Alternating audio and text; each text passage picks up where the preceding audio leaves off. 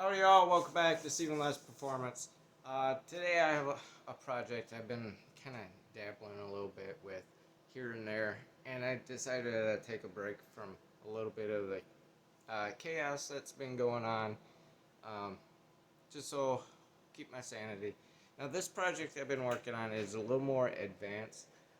It may not be suitable for everyone, but I wanted to share it with you instead.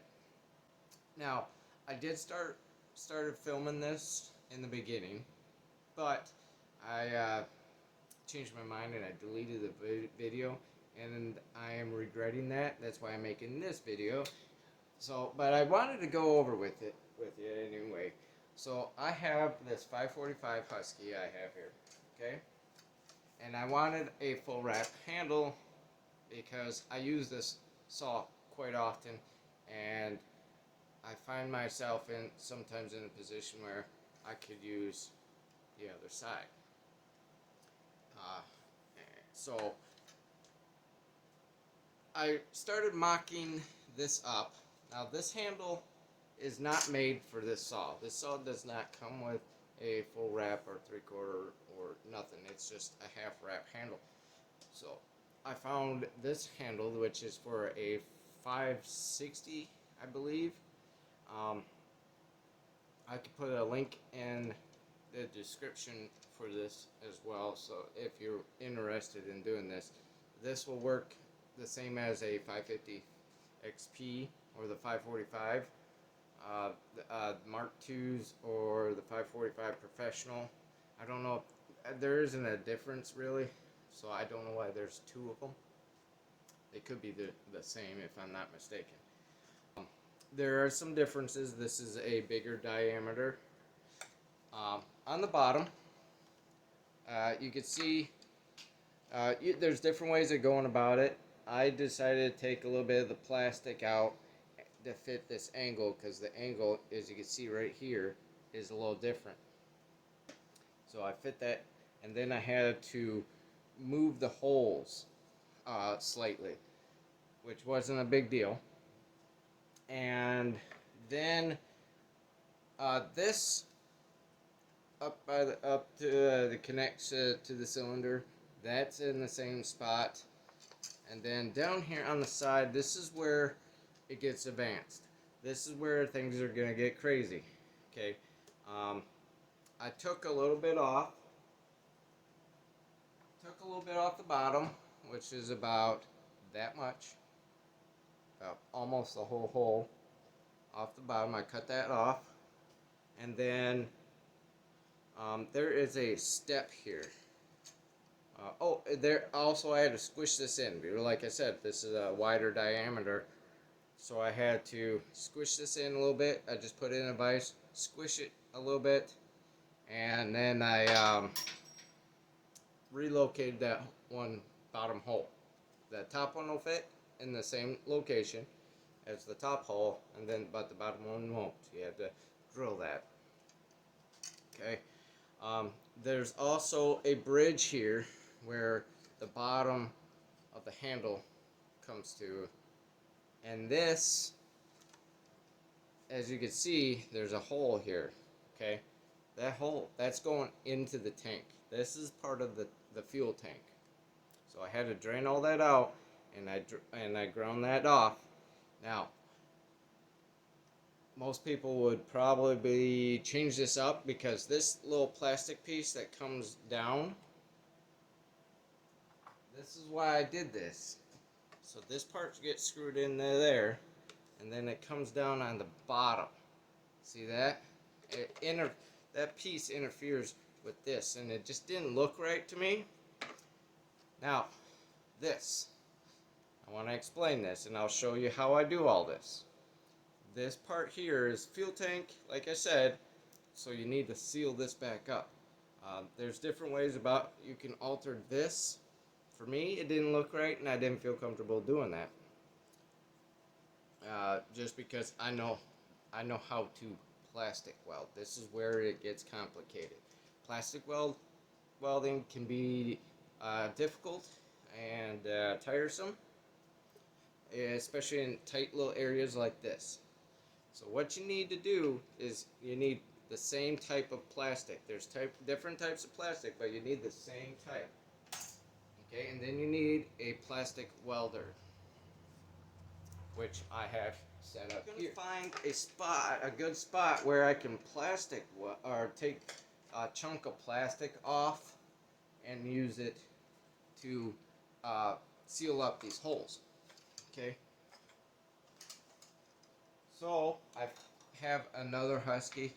I have a top cover. I'm going to sacrifice this. This is off a smaller, I think 110 or 120.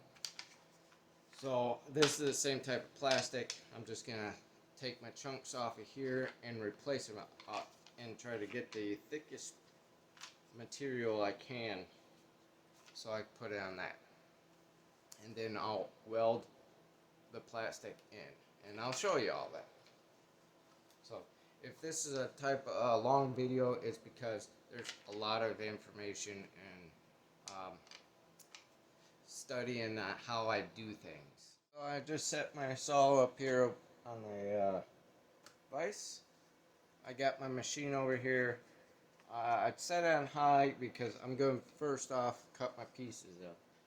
Here I have a 90-degree bend in this little spot here.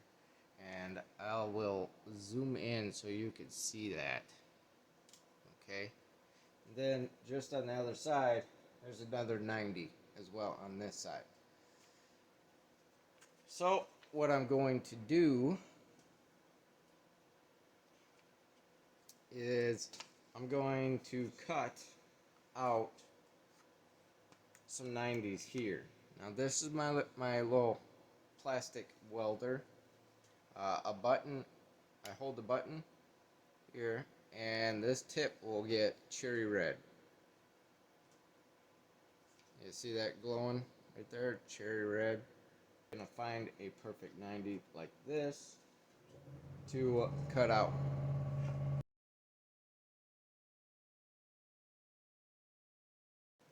Alright folks, so it took me a little bit. I had to play around with a few things, but basically I come up with a piece like this, angled. It don't need to be pretty, that's the thing. Okay, it's not gonna turn out that pretty, but luckily for this situation, because of the corners and all that, it's gonna be hidden for the most part. The object is to seal it off completely and make sure you won't have any issues down the road. I'm not saying my technique is right. I'm saying everybody has their own technique. I'm just showing you how I would go about it, and maybe you can learn off of that and make your own decisions that way. Bear with me. This does take a long time. You need to have a lot of patience. Okay. So what I do, I kind of heat up all the plastic and kind of put it in there. Now the corners are very difficult. Okay, I'm not gonna lie to you. It will be difficult. Basically, kind of heating everything up real gently. I don't know if my head's in the way. I apologize. Try to get the best shot as possible.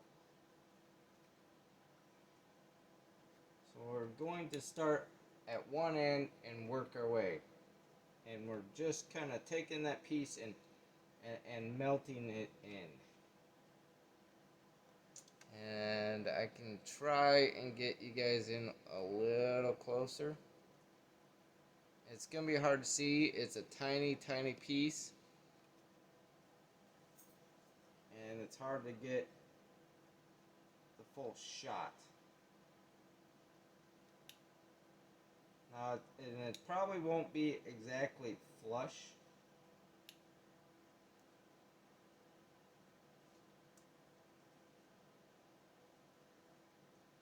But we can work around it. This is just kind of to fill that void a little.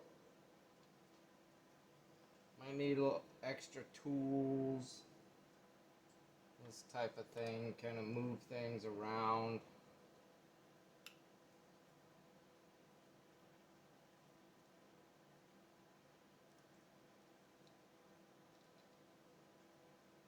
Kind of just heating everything up so we can get it pushed in a little bit. There we go. You gotta heat both sides. You gotta heat your edges on both sides and as well as the piece.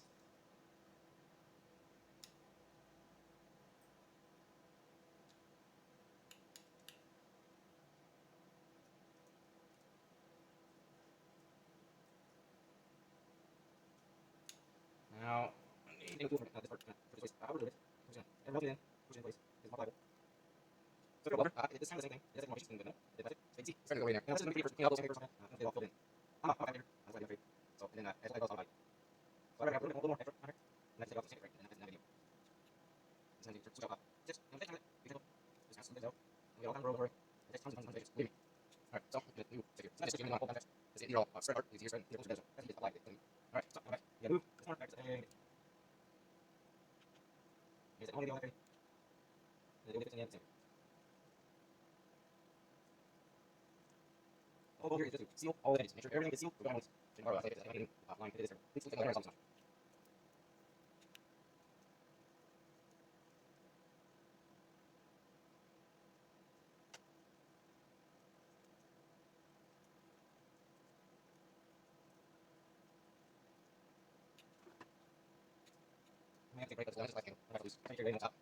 So you can see, sealing up real nice.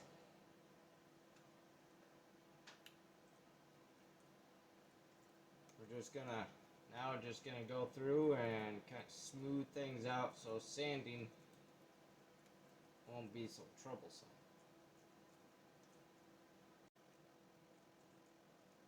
Some might say this might be a little more of a hassle, just to get a bar or a handlebar on here. You know what? Each to its own. This is what I want to do. I have no how. I didn't see that it was a big deal. And I enjoy doing something a little different. Don't mind. So that's one side. We're gonna let it cool. I'm going to do a light test. If I can find my light. So I'll back y'all up out here. There's my light.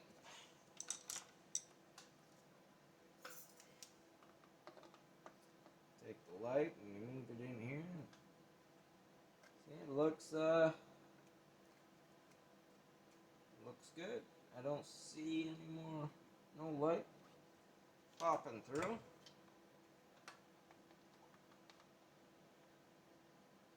See no real thin spots. I mean, the casing itself is pretty thin as it is, which makes it a little difficult, but not impossible. So all we have to do is this other side now, and then we clean it up.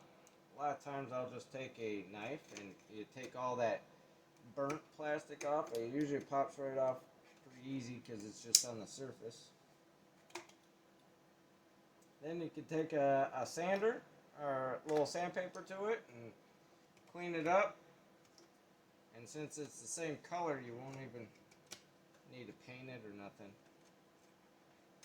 You can sand it right down to real thin stuff or real fine paper and buff it, and it'll polish right out. And get your little mini buffer in here. That's probably what I'll do on a customer's. Even though with the little plastic piece here, it's all gonna be underneath and hidden, you know. So it's gonna be, you know, like this. So most of it's gonna be hidden. This little corner, and of course I'm gonna clean all that up. But yeah, you see most of that bottom piece, that's all gonna be hidden. You won't even see it. As long as it don't leak oil and continue to not leak oil. That's the key. That's the most important part. So that's pretty much it. I can bring you all back when I have it done. And good luck if you go to try doing this. It took me many years to get to where I am at now. I'm not saying I'm perfect by any means, but it does take practice. And different plastics work differently to where the melting point's lower or higher, and or, you know, it's all over the place with different plastics, and that's a lot of just basic learning. Just learning how it works and play with different stuff, and test in different before you do the project. So I will be back, show y'all the finished product, and make sure it don't leak. Alright folks, I'm back, and I'll show you the final. It's not the cleanest, because it's not going to be seen, so I wasn't real worried about it, but you can see it is cleaned up. Now you can add pieces in and then sand. You have to add a lot of material. Make sure it's thick enough, and sand all the brown out of it, and you can get to match the original color. For me, it was just something to fill in, make sure it don't leak, and that way I can get the bar in there. So okay, I got a little jug of water that I keep out here for my ultrasonic cleaner. I can see on the inside we have plenty of material packed into the void.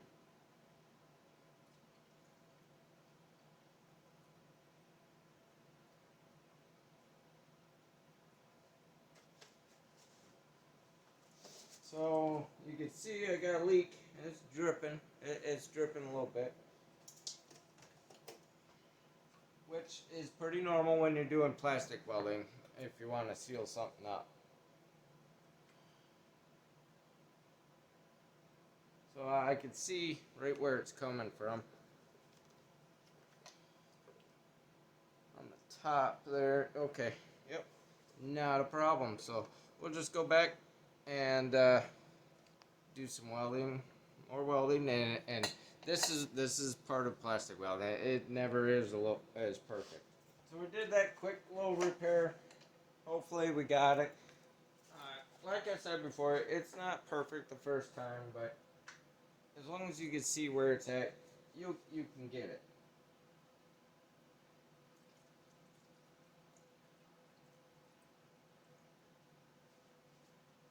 And so far it looks good. I don't see no drips.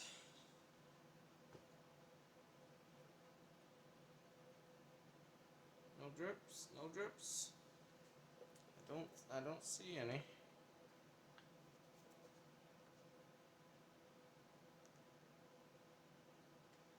Alright, folks, I don't see nothing.